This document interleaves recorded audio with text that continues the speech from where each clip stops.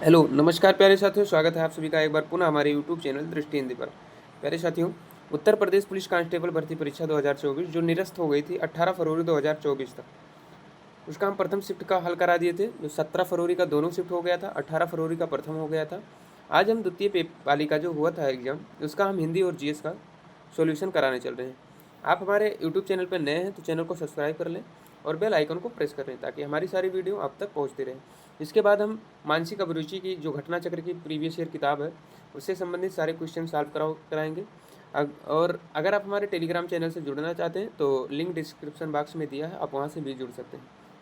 चलिए शुरुआत करते हैं हम प्रश्न हिंदी का। तो हिंदी इसमें शुरुआत है, हिंदी और जीएस 25 नंबर से शुरुआत है। तो जीएस शुरुआत करते हैं। पहला प्रश्न है, निम्नलिखित में से कौन सा अम्ल सिरके में मौजूद होता है? तो सिरके में कौन सा अम्ल मौजूद होता है? तो सिरके में मौजूद होता है एसिटिक अम्ल। ठीक है, ये 28 के फर्स्ट में भी आया था, 28 के सेकंड में भी आया है। तो सिरके में एसिटिक अम्ल पाया जाता है। इसके अतिरिक्त खट्टे फलों में सिट्रिक अम्ल पाया जाता है। दूध में क्या पाया जाता है? तो दूध में लैक्टिक अम्ल पाया जाता है। ठीक है, 26 नंबर है, मामूली चीज़ों का देवता the God of small things निम्नलिखित में से किस प्रसिद्ध लेखक द्वारा लिखा गया है? तो the God of small things जो थी ये अरुंधति राय की किताब थी। ठीक है, हमारा नेक्स्ट प्रश्न है, the God of small things के लिए इन्हें एक बार 1997 में बुकर पुरस्कार भी प्रदान किया गया था। 27 नंबर, भारत के संविधान के अनुच्छेद 64 और 89 फर्स्ट के तहत निम्नलिखित में से कौन सा राज्यसभा का पदेन सभापति होता है? तो राज्यसभा का पदेन सभापति पूछे या राज्यसभा का सभापति पूछे, ठीक है, और राज्यसभा का अध्यक्ष भी होता है और राज्यसभा का पदेन सभापति भी होता है, उपराष्ट्रपति होता है। ठीक है, तो उपराष्ट्रपति क्या होता है? राज्यसभा का पदेन सभापति होता है। राष्ट्रपति का आर्टिकल बताइए कहाँ से कहाँ तक है, और प्रधानमंत्री का भी आर्टिकल कहाँ से कहाँ।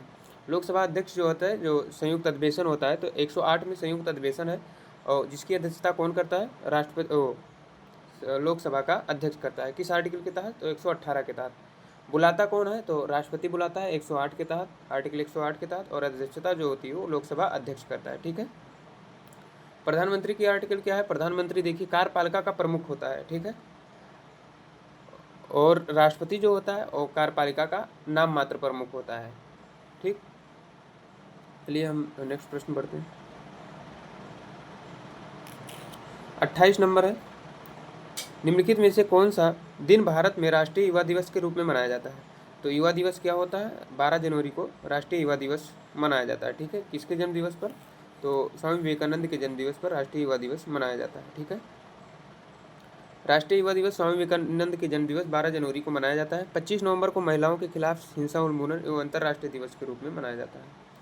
भारत में बाल संरक्षण और कल्याण के लिए आपातकालीन टोल फ्री हेल्पलाइन नंबर क्या है? तो बाल संरक्षण के लिए 1098 है, 1098 बाल संरक्षण के लिए है। ठीक है, इसमें ये होता है कि जो आपातकालीन टोल फ्री नंबर है, इसमें आप 1098 पर कॉल करेंगे तो सहायता के लिए आवश्यकता वाले बच्चों के लिए दिन में 24 घंटे, वर्ष में 365 दिन निःशुल्क आपातकालीन फ़ोन सेवा है। ठीक है, हम्पी हम्पी निम्नलिखित में से किस राज्य का उत्सव है? तो हम्पी किस राज्य का उत्सव है? तो कर्नाटक का हम्पी नृत्य उत्सव है। ठीक है, गरबा का हो गुजरात का हो जाता है गरबा। ठीक है, तो हम्पी किस नोट पे अंकित है? किस मतलब जैसे 150 किस नोट पे अंकित है? आप सब कमेंट करके जरूर बताएं। ठीक है, इसे विश्व धरोहर में भी शामिल किया गया था। ठीक है, प्रश्न नंबर 31 है, निम्नलिखित में से किस मंत्रालय के पास जनसंचार के विभिन्न माध्यमों और प्रिंट मीडिया के विनियमन के माध्यमों से सरकारी नीतियों, योजनाओं और कार्यक्रमों के बारे में जानकारी प्रसारित करने की जिम्मेदारी है? तो ये होता है जैसे मंत्रालय जनसंचार के विभिन्न माध्यमों, जैसे जो जनसंचार होता है इधर उधर पेश करना होता है, तो ये सूचना और प्रसारण मंत्रालय द्वारा होता है। ठीक है, जनगणना किसके द्वारा कराई जाती है? तो ये गृह मंत्रालय के द्वारा कराया जाता है। ठीक है, योजना आयोग योजना मंत्रालय है तो योजना आयोग से संबंधित रहता है। योजना आयोग का नाम बदलकर कब नीति आयोग से कर दिया गया है?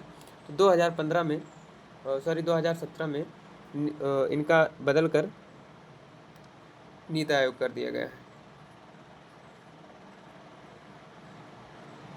राष्ट्रीय विषाणु विज्ञान संस्थान निम्नलिखित में से किस स्थान पर स्थित है? तो राष्ट्रीय विषाणु विज्ञान संस्थान ये पुणे में स्थित है। ठीक है, बायोलॉजिकल पार्क कहाँ स्थित है? तो ये लखनऊ में स्थित है।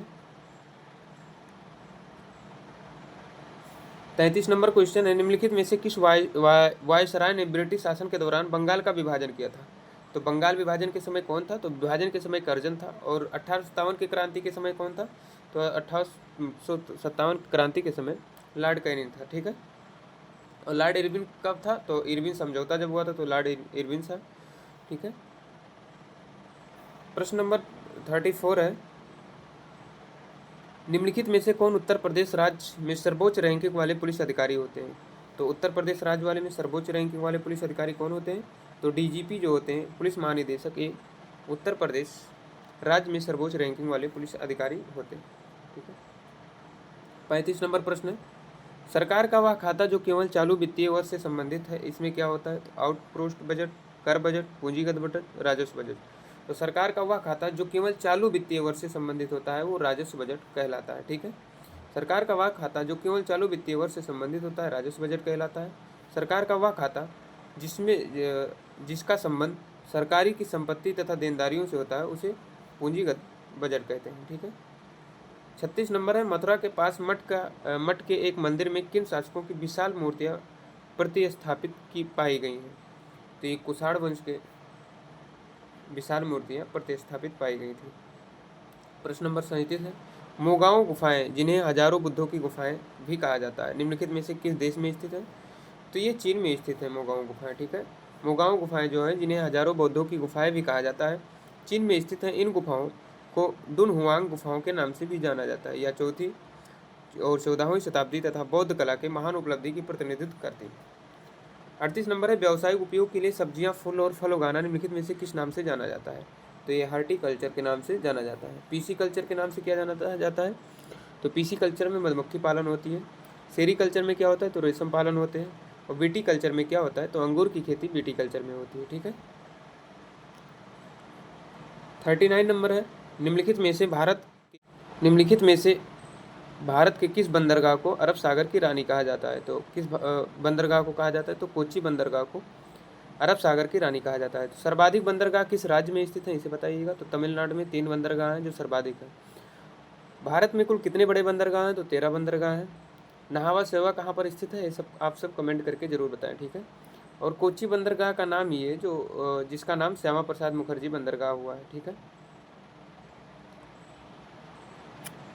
प्रश्न नंबर 40 है, वर्ष 2011 में भारत में जनगणना कार्य कितने चरणों में किया गया था? तो वर्ष 2011 में 2 चरणों में किया गया था। ठीक है। 2011 में भारत जनगणना कार्य 2 चरणों में किया गया था। पहला मकान सूचीकरण और आवास जनगणना, दूसरा है जनसंख्या गणना किया गया था।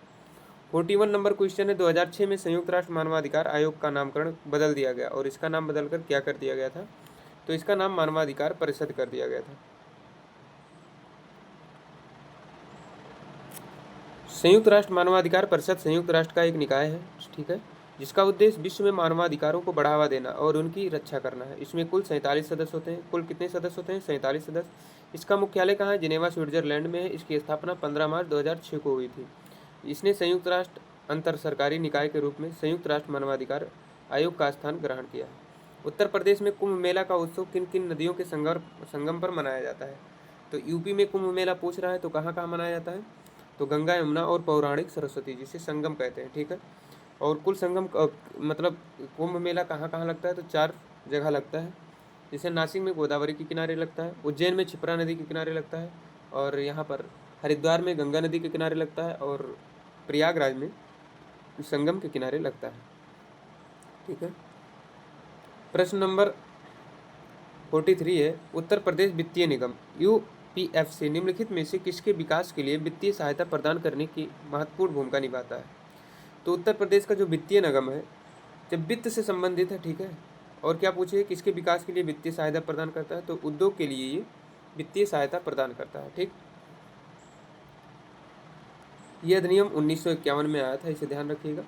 44 नंबर है, उत्तर प्रदेश का दुधवा राष्ट्रीय उद्यान निम्नलिखित में से किस जिले में स्थित है? दुधवा राष्ट्रीय उद्यान कहाँ स्थित है? लखीमपुर खीरी में स्थित है। ठीक है। मेरठ में मेला कौन सा लगता है? तो एक सबसे महत्वपूर्ण मेला है, उसे आप सब नौचंदी मेला जिसे कहते हैं। ठीक है। मेरठ में लगता है। शाहजहाँपुर ऑप्शन है, तो शाहजहाँपुर ये नवीनतम नगर निगम है, ठीक है, सबसे नया नगर निगम है, ये देख लीजिएगा। चौथा ऑप्शन है। 45 नंबर है, एनआईए का पूर्ण रूप दीजिए। तो एनआईए का पूर्ण रूप होता है नेशनल इन्वेस्टिगेशन एजेंसी, ठीक है। जो नेशनल इन्वेस्टिगेशन एजेंसी होती है, ये जांच करती है, कोई कार्यस्थल पर कोई कुछ घटना घटित होती है तो उसकी जांच करती है क्या क्या हुआ है, ठीक है, तो उसे नेशनल इन्वेस्टिगेशन एजेंसी कहते हैं।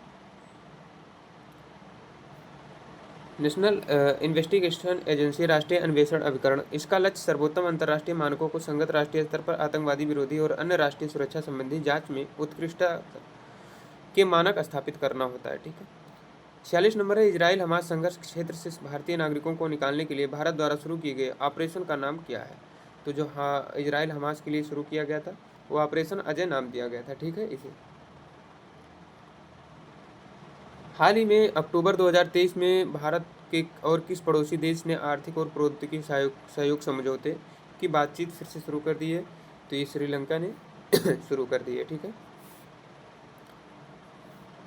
हाल ही में प्रधानमंत्री ने लक्षद्वीप समूह सबमरीन ऑप्टिकल फाइबर कनेक्शन परियोजना की शुरुआत करके लक्षद्वीप में धीमी इंटरनेट गति की चुनौती को दूर करने का संकल्प लिया था, जिसकी उद्घोषणा 2020 में लाल किले स्वतंत्रता दिवस के भाषण के दौरान की गई थी। तो ये क्या था, तो कोच्चि इसका सही आंसर था, ठीक है। 49 नंबर है, उत्तर प्रदेश के कौशाम्बी जिले के कौशाम्बी ब्लॉक ने नीति आयोग का एबीपी की पहली डेटा रैंकिंग में कौन सा स्थान हासिल किया है। तो ये द्वितीय स्थान हासिल किया है। हाल ही में प्रधानमंत्री श्री नरेंद्र मोदी ने अयोध्या में नवनिर्मित हवाई अड्डे का उद्घाटन किया है। इस नवनिर्मित हवाई अड्डे का नाम क्या रखा है, तो इसका नाम रखा है महर्षि वाल्मीकि अंतर्राष्ट्रीय हवाई अड्डा नाम रखा गया है। केंद्रीय राज्य और करों को जटिल जाल की जगह जीएसटी कानून किस वर्ष लागू किया गया था। तो 2017 में जीएसटी कानून लागू किया गया था। ये कहाँ से आया था, तो 121 संविधान संशोधन के तहत इसे लाया गया था, ठीक है। ब्रिक्स 2024 के लिए किस देश की अध्यक्षता 1 जनवरी 2024 से प्रारंभ हो गई है। तो ये रूस की अध्यक्षता 1 जनवरी 2024 से प्रारंभ हो गई। देखिए ब्रिक्स जो होती है ये हर साल अध्यक्षता होती है, ठीक है। तो इसका क्रम रहता है, जैसे BRICS है, ठीक है। तो पहला कहाँ होता है, बी से ब्राज़ील होता है, रा से रसिया होता है, आई से इंडिया होता है, सी से चाइना होता है, एस से साउथ अफ्रीका होता है। तो जैसे अब की बार रूस में हुआ है तो अगली बार भारत में होगा, ठीक है। ऐसे इनका क्रम बना रहता है, ठीक है। 53 नंबर है, वर्ष 2016 में नोटबंदी के दौरान आरबीआई के गवर्नर कौन थे। तो आरबीआई के गवर्नर उस समय कौन थे, तो उर्जित पटेल थे, ठीक है। और प्रधानमंत्री अगर पूछे तो प्रधानमंत्री कौन थे, तो नरेंद्र मोदी ही थे, इसे ध्यान रखिएगा। नोटबंदी कब हुई थी, तो 2016 में नोटबंदी रिजर्व बैंक के जो गवर्नर थे वो उर्जित पटेल थे। 8 नवंबर 2016 को भारत सरकार ने महात्मा गांधी श्रृंखला के 500 रुपये तथा 1000 रुपये सभी बैंक नोटों के विमुद्रीकरण की घोषणा की थी। आप सब बताइएगा कि जो 2000 का नोट कब बंद हुआ था। तो 2000 का नोट ध्यान रखिएगा 9 मई या 19 मई सन 2023 को बंद हुआ था, ठीक है। इसे भी आप सब नोट कर लीजिएगा। 54 नंबर है, उत्तर प्रदेश में ऑनलाइन वित्तीय धोखाधड़ी की रिपोर्ट करने हेतु व्यक्तियों के लिए साइबर क्राइम हेल्पलाइन नंबर क्या है। तो हेल्पलाइन नंबर पर शिकायत करने की समय सीमा क्या है, ठीक है। तो आप 24 घंटे के भीतर इसे हेल्पलाइन नंबर पर शिकायत सीमा कर सकते हैं, जो 1930 इसका हेल्पलाइन नंबर है, ठीक है। अब हिंदी भाषा शुरुआत हो गई है 55 क्वेश्चन से। तो हिंदी भाषा की सबसे लोकप्रिय रचनाओं में से एक मधुशाला, मधुशाला के लेखक कौन है। तो मधुशाला हो गया, मधुबाला ही हो गया, ठीक है।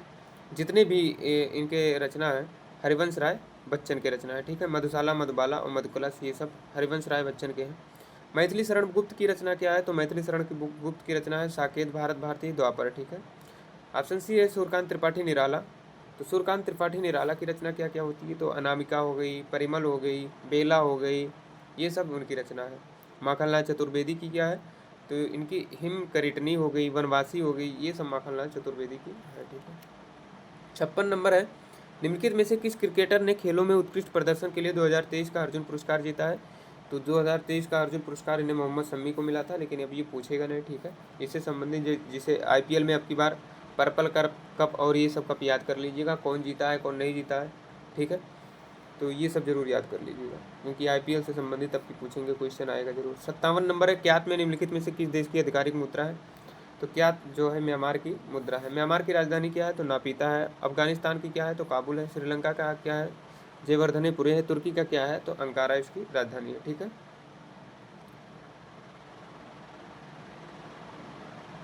58 नंबर है, भारत में राष्ट्रीय बालिका दिवस किस तारीख को मनाया जाता है? तो राष्ट्रीय बालिका दिवस 24 जनवरी को मनाया जाता है, ठीक है। 14 सितंबर को क्या मनाया जाता है? 14 सितंबर को बाल दिवस, 14 सितंबर को हाँ राष्ट्रीय हिंदी दिवस मनाया जाता है, ठीक है। और 10 जनवरी को क्या मनाया जाता है? तो अंतर्राष्ट्रीय हिंदी दिवस 10 जनवरी को मनाया जाता है। निम्नलिखित में से कौन सा भारत का सर्वोच्च सैन्य पुरस्कार है? तो जो भारत का सर्वोच्च सैन्य पुरस्कार पूछे, ठीक है, सैनिक सेवा में दिया जाता है, उसे परमवीर चक्र कहते हैं, ठीक है। अगर भारत का सर्वोच्च पुरस्कार पूछे तो भारत रत्न कहा जाता है इसे, ठीक है। 60वां नंबर है, मोबाइल एप्लीकेशन पासपोर्ट सेवा भारत के निम्नलिखित में से किस मंत्रालय द्वारा लॉन्च की गई है? तो ये विदेश मंत्रालय द्वारा हाल ही में लॉन्च की गई है। चंद्रयान 3 के रोवर का नाम क्या है? तो चंद्रयान 3 के रोवर का नाम क्या था? प्रज्ञान इसका रोवर का नाम था। तो चंद्रयान 3 कब लॉन्च हुआ था? तो 14 जुलाई 2023 को चंद्रयान 3 लॉन्च हुआ था, ठीक है। 62 नंबर है, हाल ही में प्रधानमंत्री ने उत्तर प्रदेश में निम्नलिखित में से किस स्थान पर स्वर वेद महामंदिर का उद्घाटन किया था? तो वाराणसी में किया था। देखिए, प्रधानमंत्री जी कोई चीज़ उद्घाटन करेंगे तो इसे ध्यान रखिएगा, अधिकतर चीज़ें वो गुजरात में करेंगे और वाराणसी में, क्योंकि वहाँ वाराणसी से उनका संसदीय क्षेत्र है, वो गुजरात में वो मुख्यमंत्री रह चुके हैं, ठीक है।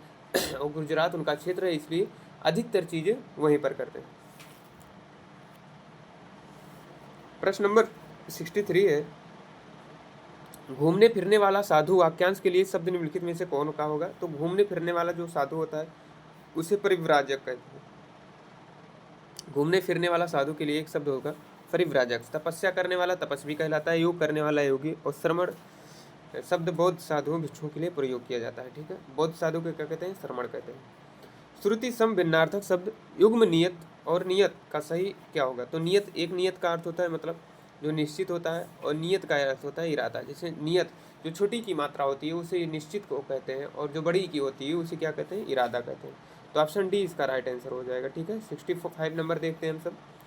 निम्नलिखित में से किस वाक्य के मुहावरे संबंधी अशुद्धि है? जैसे देश पर प्राण न्यौछावर करना सैनिक का धर्म है, अशुद्धि पूछता है तो ऑप्शन ए तो सही है, सैनिक का धर्म है देश पर प्राण न्यौछावर करना। दूसरा है, पुलिस को देखते ही रमेश के चेहरे पर हवाइयाँ दौड़ने लगी। देखिए, हवाइयाँ दौड़ने लगी नहीं होती, हवाइयाँ उड़ गई होती है, ठीक है। तो ऑप्शन बी इसका गलत है, तो इसका यही सही हो जाएगा। राधा के सारे इरादों पर पानी फिर गया, सही है। वह चुपचाप दम साधे पड़ा रहा, ये भी सही है। 66 नंबर है, निम्नलिखित में से किस विकल्प में सभी शब्द स्त्रीलिंग है? तो सभी शब्द स्त्रीलिंग कौन है? तो पहला है बिहक, दूसरा है गरुड़। तो गरुड़ में गरुड़ तो पुल्लिंग हो गया, होगा नहीं। साहित्य और जहाज, जहाज भी पुल्लिंग है, होगा नहीं। शीशम नर्मदा, देखिए नदियों के नाम जो होते हैं वो स्त्रीलिंग होते हैं, लेकिन कुछ नदी हैं जो पुल्लिंग होते हैं, ठीक है। ऑप्शन डी है समाधि और दीमक। तो समाधि और दीमक इसका सही उत्तर हो जाएगा।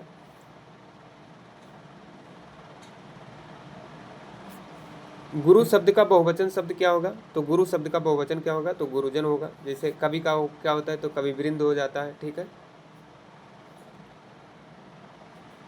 68 नंबर है, निम्नलिखित में से तत्सम तद्भव का कौन सा युग्म गलत है? जैसे याचक का जाचक, तत्सम तद्भव पहचानने का सबसे अच्छा तरीका है, देखिए जैसे कोई संयुक्त स्वर आ जाए, संयुक्त व्यंजन आ जाएगा, ठीक है, संयुक्त वर्ड जिसे कहते हैं शा शा हा, तो ये सब तत्सम हो जाएंगे। या अगर होता है तो वा में या अगर होता है तो जा में परिवर्तन होता है। या तत्सम है, वा तत्सम है, वा का बा में होता है। जैसे बनिया का वड़िक हो गया, ठीक है। याचक का जाचक जाचक हो गया, ठीक है। और भित्ति का क्या होता है? तो भित्ति का भय नहीं होता है, ठीक है।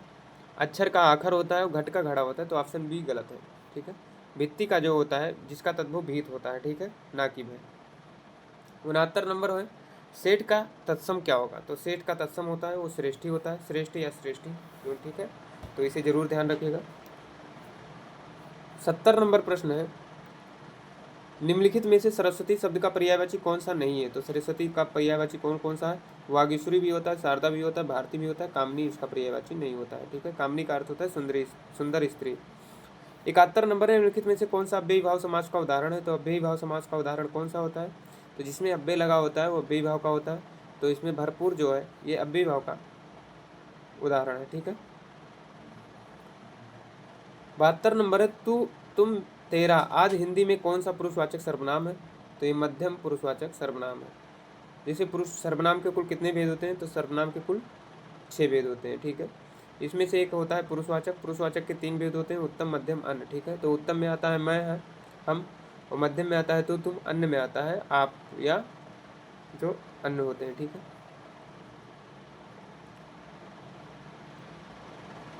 लघुत्सव शब्द का संधि विच्छेद क्या होगा? तो लघुत्सव का होगा लघुधन उत्सव। ऑप्शन ए इसका राइट आंसर हो जाएगा। 74 नंबर है, निम्नलिखित में से कौन सा विराम चिन्ह दो पृथक सत्ताओं या दो शब्दों को जोड़ता है? तो योजक चिन्ह जो है दो पृथक शब्दों और दो शब्दों को जोड़ता है। 75 नंबर है, दिनेश रोज 4 लीटर दूध पीता है। इस वाक्य में 4 लीटर किस प्रकार का है? जिसे नापा तोला जाता है उसे परिमाणवाचक कहते हैं, ठीक है, और जिसे गिन सका जाता है उसे संख्यावाचक कहते हैं। तो इसमें क्या होता है? परिमाणवाचक विशेषण। अगर इसके अंदर पूछ लेता है तो ये निश्चित परिमाणवाचक है, क्योंकि 4 लीटर है। जैसे थोड़ा दूध होता तो ये अनिश्चित होता। 76 नंबर है, बाजार से आकर गीता खाना पकाएगी। इस वाक्य में आकर किस प्रकार का उदाहरण है? तो बाजार से आकर खाना पकाएगी, ठीक है, तो मतलब जो एक काम करने के बाद करेगी तो पूर्वकालिक क्रिया होगी, ठीक है। इसमें 77 नंबर क्वेश्चन है, निम्नलिखित में से किस वाक्य में अपादान कारक है? तो गीता की बहन कल हमारे घर आएगी, मेज से पुस्तक गिरी, रानी पुस्तक पढ़ती है, राम खिलौने से खेल रहा है, ठीक है। तो जैसे अपादान कारक होता है से अलगाव की स्थिति में, जैसे अलगाव हो गया, तुलना हो गया, ठीक है, तो वहाँ अपादान कारक होता है। तो मेज से पुस्तक गिरी मतलब मेज से जो पुस्तक हुई है वो अलग हुई है, ठीक है, तो ऑप्शन बी राइट आंसर हो जाएगा। 78 नंबर है, स्वर्णिम शब्द में कौन सा प्रत्यय है? तो स्वर्णधर इम हो जाता है, तो इसका ऑप्शन हो जाएगा, ऑप्शन बी इसका राइट आंसर हो जाएगा, इम प्रत्यय है इसमें। संग्राम शब्द में मूल शब्द और उपसर्ग कौन सा है? तो संग्राम शब्द में मूल शब्द क्या है? समधन ग्राम, ठीक है। 80 नंबर है, मूक का विलोम क्या होगा? तो मूक का विलोम वाचाल होता है। बेकार से बेगार भली, इसका अर्थ क्या होता है? जो मिल जाए वही काफ़ी है। बिल्कुल अनपढ़ होना। सी है, निकम्मा बैठने से कुछ करना अच्छा है। मन शुद्ध है तो सब ठीक है, तो निकम्मा बैठने से कुछ करना अच्छा है। बेकार से बेकार भली सही है, ठीक है। अद्भुत रस का स्थायी भाव क्या होता है? तो अद्भुत रस का स्थायी भाव जिसमें होता है शोक होता है, करुण रस का, निर्वेद होता है, शांत रस का, और क्रोध होता है रौद्र रस का, ठीक है। अर्ध सम्मात्रिक छंद कौन सा है? तो अर्ध सम्मात्रिक छंद कौन कौन से होते हैं? तो अर्ध सम्मात्रिक 4 ही छंद होते हैं, ठीक है, जिसमें होता है दोहा होता है, सोरठा होता है, और कौन सा होता है? दोहा सोरठा में क्या क्या होता है? तो दोहा में होता है जो होता है तृतीय चरण में 13 पहला और तीसरा में 13 होती हैं, और दूसरे और चौथे में 11 मात्राएं होती हैं। तो दोहा सोरठा इसमें कौन सा है? तो दोहा इसमें है ऑप्शन में, तो दोहा इज राइट आंसर हो जाएगा, ठीक है। 84 नंबर है, राम कृपा बहु निशा सिरानी में कौन सा अलंकार है? तो राम कृपा बहु निशा सिरानी, ठीक है, तो यहाँ पर श्लेष अलंकार होगा नहीं कि कोई एक वाक्य दिया है जिसका भिन्न भिन्न अर्थ निकलता है, तो ये होगा नहीं। उत्प्रेक्षा होगा ना, ये उत्प्रेक्षा का पहचान है मनोहु जनोहु ये सब आता है, और उपमा जब किसी से उपमा तुलना की जाए तो होता है। तो यहाँ आप रूपक अलंकार होगा, ऑप्शन सी इसका राइट आंसर हो जाएगा।